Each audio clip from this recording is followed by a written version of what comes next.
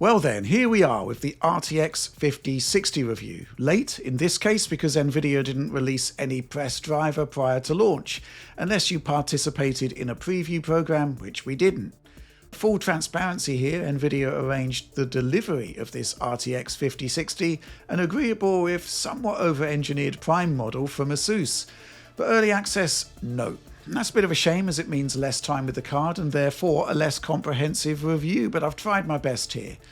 But to be honest, even with less time, there's an argument that this review is perhaps over-engineered itself. We've stated in the past many times that 8GB GPUs being released in 2025 are not a good idea. It's a spec point so important right now that we don't recommend any 8GB GPU purchase if you're looking to play AAA games, especially if you're looking to use features like ray tracing, which add to the memory footprint. So let me lay out the stall right from the off.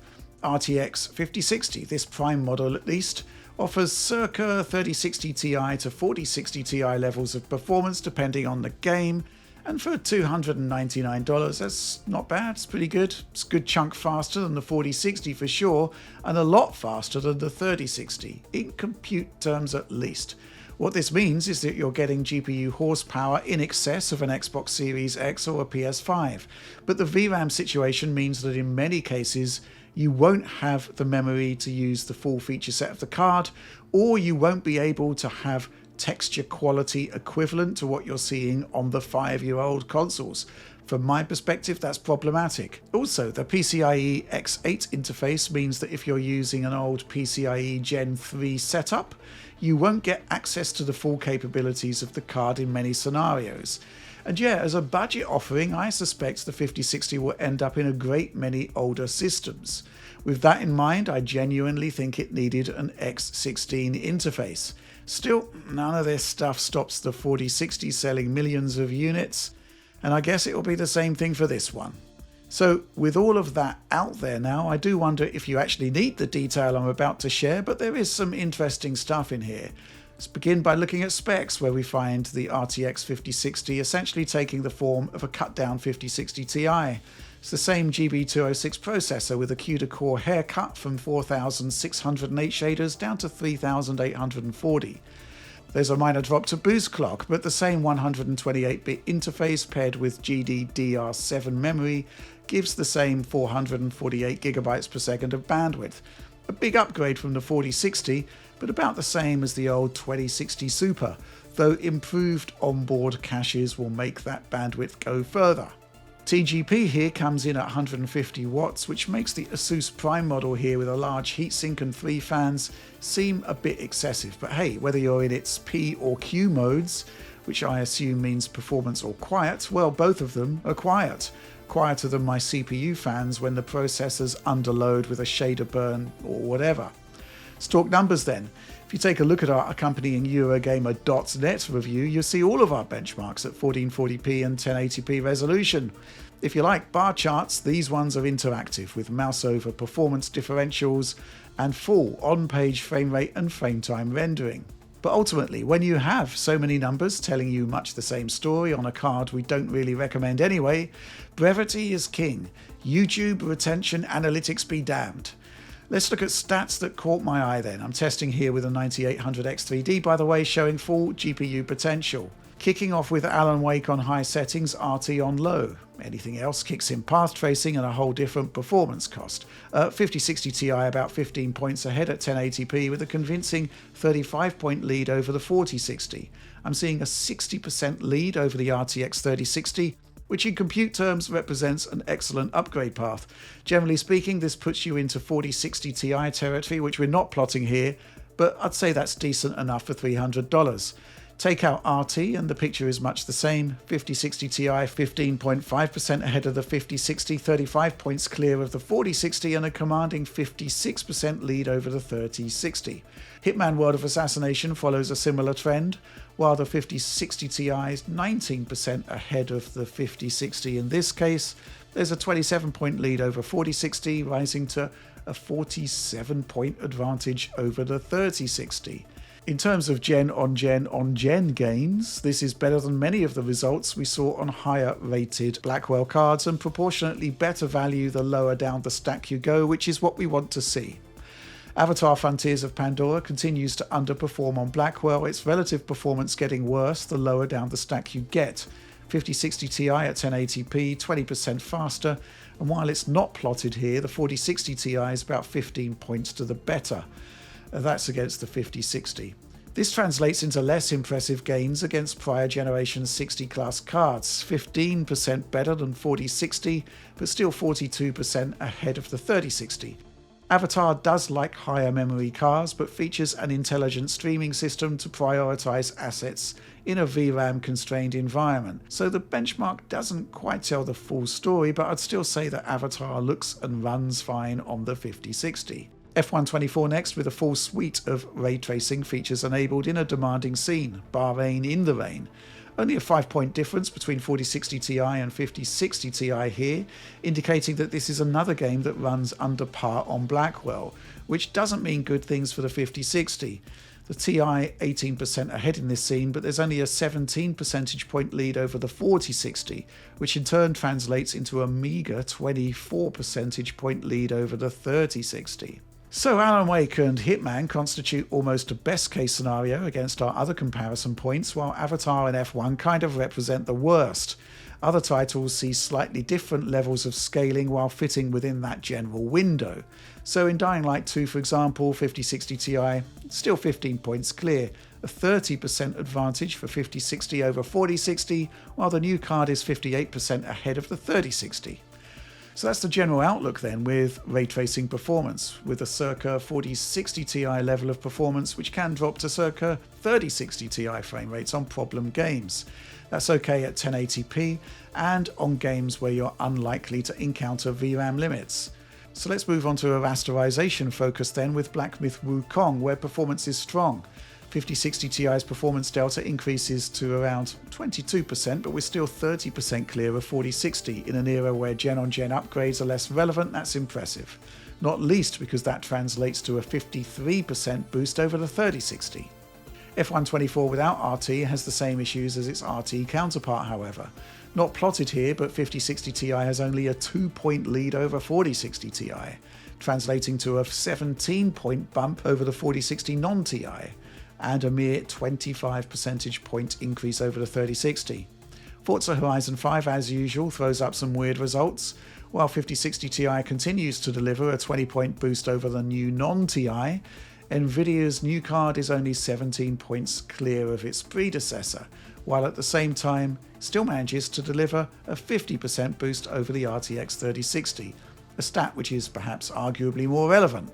File this one under things that make you go, Finally, Hellblade 2 and a 23-point advantage for 5060 Ti inches ahead of other results seen so far, while the non-Ti 5060 is 23 percentage points clear over the last gen 4060.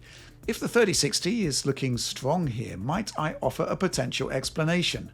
When GPUs overcommit on VRAM, one strategy is for the driver to slow down performance to maintain consistency, but when VRAM is completely saturated, performance collapses, and you can see that in this point in the benchmark. You'll note that the 5060 Ti, we're using the 16GB model, this powers through as usual, and so does our 12GB 3060. Both 5060 and 4060 8GB cards drop into the sub-20s framerate wise, and that's all at 1080p resolution. Let's look now at the impact of the cutback PCIe Express interface when running on an older board. I'm simulating this on my Asus ROG X78E board by using a BIOS option that allows me to restrict the interfaces to PCIe 3.0 bandwidth, rather than the standard 5.0 supported by the 5060 and indeed the board. In an ideal world, you'd expect results like these Alan Wake 2 results. Yes, PCIe 5.0 is faster, but 3.0 still operates okay. In both 1080p and 1440p results, there's just a 3% performance drop in moving back to the 3.0 level of bandwidth. That's not completely ideal, but it is understandable and not exactly impactful on the purchasing decision. Adding RT to the mix sees a performance meltdown on PCIe 3 versus PCIe 5 with a major impact to frame health. Perhaps you could call this an unrealistic settings scenario, but I would have expected 1080p performance to be stronger, even on 3.0 bandwidth. Now, we're not using RT here in Forza Horizon 5, but we are using extreme settings with 8x MSAA. While frame health looks okay with consistent frame times, at 1440p you're losing a third of the performance, and yes, I did retest this because it just looks odd. At 1080p you're losing about 14% of your frame rate, which is not good. PCIe 3.0 8x is equivalent to PCIe 2.0 16x in bandwidth terms, and yet that's going to be what the 5060 is going to be dealing with in a great many older systems. Which raises the question of how much of an upgrade the 5060 is against the 3060, which has the full PCIe interface and 12 gigs of memory. But we're just going to be focusing on the PCIe bus for this test, and let's kick off by revisiting Forza Horizon 5. There are no problems with the 5060 running on a PCIe 5.0 interface, but the impact of performance on PCIe 3.0 means that although overall frame rates are a good deal higher, they are not always higher, as you can see here. 3060 is a PCIe 4.0 card, so won't gain any benefit from the 5.0 interface, but you can't fail to notice that there's not really any difference when we limit its bandwidth to 3.0 spec. This does not look good for the 5060. Reducing the PCIe interface from X16 to X8 didn't used to happen. It's happening here, and it's having an impact. All I'm really asking for here is something similar. Consistent performance on the PCIe 3 spec. So look, a lot of the games tested are just like non-RT Alan Wake. You lose a small chunk of performance, but nothing that would put you off buying the product if you have an older board or CPU. But then there are also results that are clearly impactful. Perhaps settings tweaks could improve those differentials, but how is the user to know that their CPU or motherboard's PCIe support is the problem? Similar to the 8GB VRAM limit, you just don't know if any given game you buy is going to encounter these issues or not. Now, we actually have a fairly limited range of games compared to other outlets in terms of our benchmark suites, and yet here we are finding a good array of titles that have problems, so I expect there'll be a lot more. And we're finding these problems at 1080p resolution no less, and it will get worse at 1440p of course. All of these confounding factors are a shame, because when you see peak performance of the 5060, it's clearly a big upgrade over the 3060 and even scores well overall against the 4060, which hasn't been the case for much of the Blackwell lineup. And yeah, when you have a PCIe Gen 4 setup and you're not VRAM constrained, there are some good results here. In this visualization, you're seeing Black Myth Wukong running on the 5060 on close to equivalent PS5 settings against the PS5. In the PS5's performance mode, the opening level runs unlocked without the mandatory frame generation that the developer added for some reason, so it makes it a good benchmarking point. Here, the 5060 has a 20% performance advantage, and I say we're running on PS5 equivalent settings, but we're actually running with high quality textures that the PS5 mysteriously doesn't use, and we're outputting at 4K using DLSS performance mode up against native 1080p on the PS5. So yeah, the same internal resolution as PlayStation 5, but with the additional upscaling cost of DLSS, and we're still 20 points to the better. That's possibly a best case scenario, but here in Forza Horizon 5, the 5060 is able to match the PS5's 60 FPS performance mode with some overhead left over when we remove that 60 FPS cap. So in the middle there, I'm using the same 4x MSAA as the PlayStation 5, but on the right, I've taken a 4% performance hit to swap out MSAA for Nvidia DLAA for better image quality. Let's move on to Alan Wake 2, where I'm first of all comparing the 30 FPS quality mode on PlayStation 5 to match settings on the 5060. Now, there's a 30 FPS cap on PS5 in this mode that I've replicated on the PC version. And in this area where we're dropping frames on the console, we're not on the 5060. And in our classic benchmarking scene where the PlayStation 5 struggles to make a lock 30, the 5060 isn't. How much overhead is there without an FPS cap? The performance mode, essentially running on tweaked low settings, is enlightening. Repeating the static test, there's a 35% frame rate lead over the console, which remains in place across the benchmark sequence too. So I'd say if you have a game not limited by 8 gigs of VRAM and you aren't PCIe bandwidth deprived, this $300 GPU can achieve nice results. One thing I should say about Alan Wake though, it's not an exact like-for-like test. RTX Mega Geometry is added as standard on the PC version when an RTX card is being used, which may be explaining part of this performance boost. Multi-frame generation in Alan Wake 2. This visualization on PS5 performance mode equivalent settings, fine I'd say for a $300 GPU, shows the plus and minus points. You get the stratospheric improvements to frame rate, but there is a latency penalty. Anything up to 25 milliseconds for 4x MFG, but you'll note that on this lower end GPU, the latency increase between 2x to 4x MFG is notable, more notable than it is when using the same technology on higher end cards. The end user will have to not notice the extra lag or adjust base settings to get the initial latency into a good place.